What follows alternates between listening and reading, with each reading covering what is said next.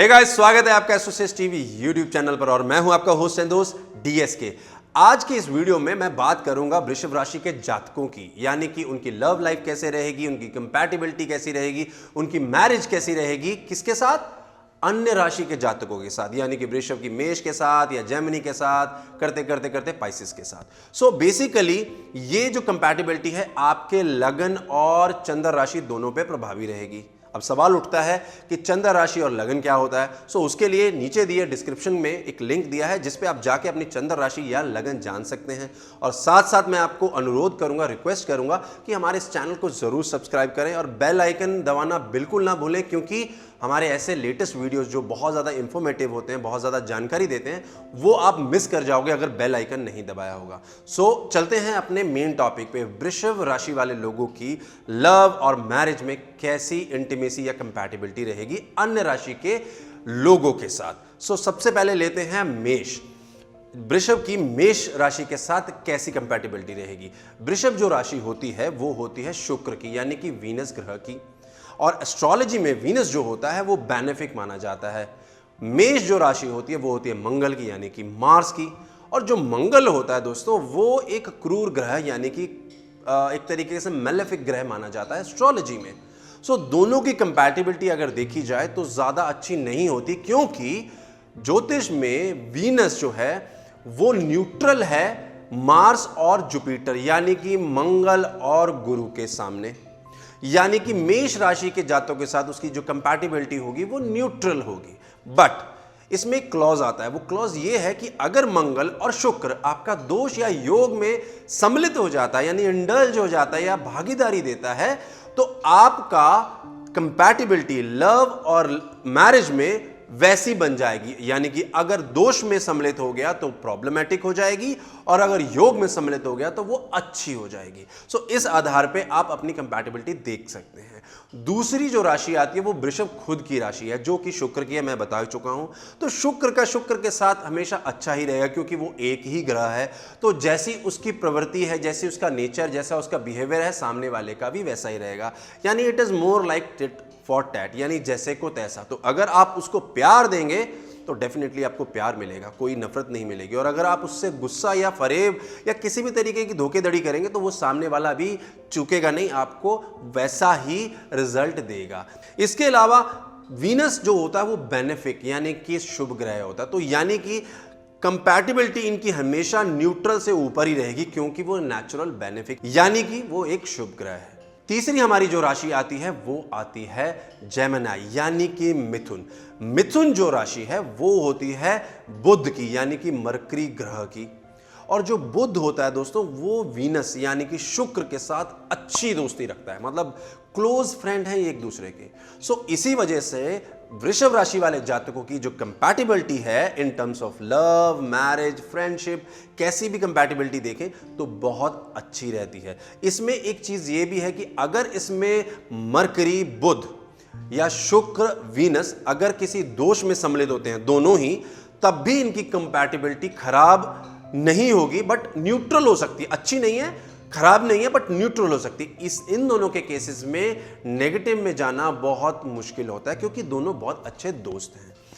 चौथी जो राशि आती है वो आती है कैंसर, यानी कर्क की। अब इसका स्वामी चंद्र, यानी कि मून है। शुक्र की इसके साथ 36 का आंकड़ा, यानी कि दुश्मनी है, बिल्कुल अच्छा फील नहीं करते। तो यानी कि वृषभ वाले लोगों की compatibility in terms of love और मैरिज किसके साथ, कर्क राशि वालों के साथ ज्यादा अच्छी नहीं हो, क्योंकि वो एक दूसरे के दुश्मन हैं। अब क्लॉज इसमें यह है कि अगर कहीं मून या शुक्र या दोनों ही किसी योग में सम्मिलित हो जाते हैं, यानी कि अच्छी स्थिति में हो, उच्च के हो जाएं या योग में आ जाएं, तो उनकी कंपैटिबिलिटी काफी हद तक अच्छी हो जाती है। और अगर वो दोनों या उनमें से एक नीच या किसी दोष में सम्मिलित हो जाएं तो उनकी कंपैटिबिलिटी बद से बदतर हो जाती है। सो इस चीज का ध्यान जरूर रखें। पांचवी जो राशि आती है वो होती है सिंह राशि की, यानी कि लियो की।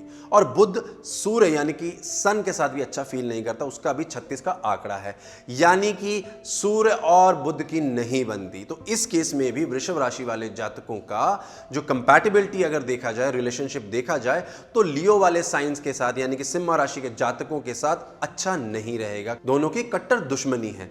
बट इसमें भी यही क्लॉज आता है कि अगर सूर्य उच्च का होता है या बुध उच्च का होता है या दोनों उच्च के होते हैं या दोनों किसी योग में आते हैं तो ये कंपैटिबिलिटी काफी हद तक अच्छी हो जाएगी, अदरवाइज ये चीज खराब हो जाएगी। सिक्स्थ जो राशि है वो है वर्गो यानी कि कन्या, जिसका स्वामी है बुध। और जैसा कि मैं पहले भी आपको बता चुका हूं जेमिनी के पार्ट में कि जो मरकरी है यानी कि बुध है वो शुक्र यानी कि वीनस का काफी अच्छा दोस्त है। तो आप मान के चलिए टॉरस वाले यानी कि वृषभ वाले जातकों की जो कंपैटिबिलिटी है in terms of love, marriage और रिलेशनशिप, ये काफी अच्छी रहेगी वर्गो वाले के साथ। चाहे ये दोष में है चाहे वो नीच में है तब भी काफी अच्छी रहेगी, क्योंकि इनकी नेचुरल फ्रेंडशिप बहुत अच्छी स्ट्रांग है। सेवंथ राशि आती है लिब्रा, जो कि वीनस की खुद की अपनी राशि है, जिसे हम तुला भी कहते हैं। तो शुक्र जब अपने ही राशि के जातक के साथ कंपैटिबिलिटी बनाएगा तो वो अच्छा ही बनाएगा, क्योंकि वो अपना घर बिल्कुल भी तबाह नहीं करेगा, किसी भी तरीके का कोई भी मेलेफिक रिजल्ट नहीं देगा। तो हमने आमतौर पे देखा है वृषभ राशि के जातकों की जो कंपैटिबिलिटी है लव, रिलेशनशिप और मैरिज में लिब्रा यानी कि तुला वाले जातकों के साथ हमेशा अच्छी ही रही है। अगर दोष आते भी हैं तो वो बहुत जल्दी खत्म हो जाते हैं, यानी कि वीनस अपने आप ही उसको ओवरकम कर लेता है, क्योंकि वो खुद दोनों राशियों का मालिक है।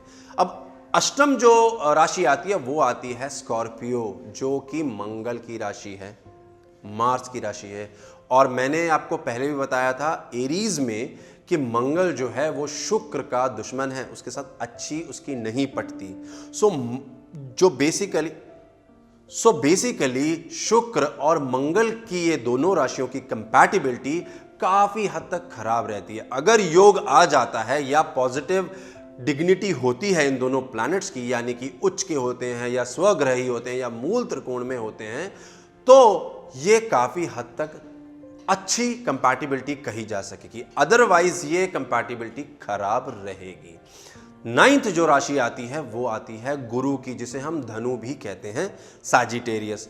ये गुरु भी वीनस के साथ 36 का आंकड़ा रखता है। इसका कारण ये है कि जो वीनस है यानी कि शुक्र है वो असुर गुरु है, और जो गुरु हैं यानी कि बृहस्पति ग्रह हैं ये देव गुरु हैं, और दोनों के बीच में मेंटालिटी की डिफरेंसेस होने के वजह से इनमें हमेशा क्लैशेस रहते हैं, यानी कि दुश्मनी रहती है। सो इन दोनों जातकों की यानी कि वृषभ राशि के जातकों की धनु राशि के जातकों के साथ रिलेशनशिप अच्छा नहीं रहता, काफी हद तक खराब रहता है, बट मॉडरेट हो जाएगा अगर जुपिटर की डिग्निटी बहुत अच्छी हो या शुक्र की डिग्निटी काफी बेहतर हो, क्योंकि ये दोनों नेचुरली बेनिफिक प्लैनेट हैं। तो इन दोनों की अगर डिग्निटी किसी भी एंगल से अच्छी हो जाती है तो रिलेशनशिप में शुभता आ जाती है। 10वीं जो राशि आती है वो आती है शनि की, जो कि इसके क्लोज फ्रेंड की है। शनि शुक्र का बहुत अच्छा दोस्त है, क्योंकि शनि शुक्र की ही राशि में उच्च का होता है। सो इसी वजह से वृषभ राशि के जातकों की जो मैरिज कंपैटिबिलिटी है या रिलेशनशिप कंपैटिबिलिटी कह लो या लव कंपैटिबिलिटी कह लो, वो कैप्रिकॉर्न यानी कि मकर राशि के जातकों के साथ काफी अच्छी रहती है, चाहे उसमें शनि बुरा हो चाहे उसमें शुक्र बुरा हो, क्योंकि उनकी नेचुरल फ्रेंडशिप बहुत अच्छी है। इसी वजह से दोनों की कंपैटिबिलिटी बढ़िया ही रहती है। बट अगर इनकी कंपैटिबिलिटी में जो शनि है वो अच्छे डिग्निटी पे बैठा है, यानी कि उच्च का बैठा है या स्वग्रही है या मूल त्रिकोण है, तो इस पे 4 चांद और लग जाते हैं। एक्वेरियस साइन भी शनि का होता है, जो कि 11वीं राशि आती है।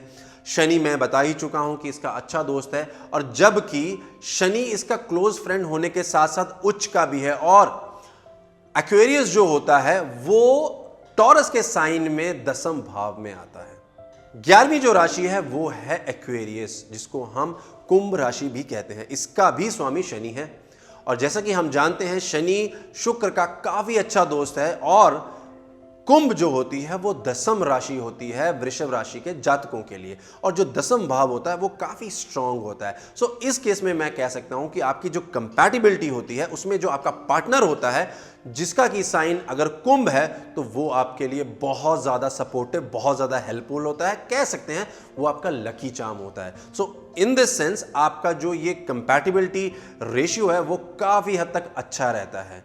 12वीं जो राशि है जो कि आखिरी राशि है वो है मीन यानी कि पाइसेस, जो कि है जुपिटर यानी कि गुरु की। तो शुक्र जो है वो गुरु के साथ अच्छा फील नहीं करता, जो कि मैं आपको बता चुका हूं। इस केस में भी वृषभ जाति के लोगों का जो संबंध है in terms of love, marriage, mean यानी कि पाइसेस साइन के लोगों के साथ ज़्यादा अच्छा नहीं रहेगा।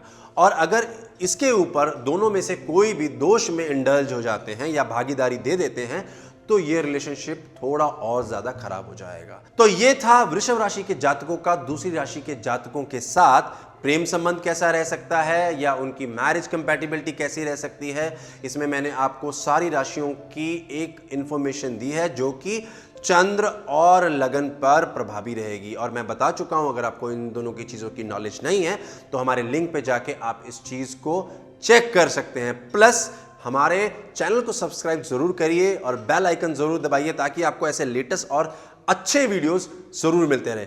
नमस्कार।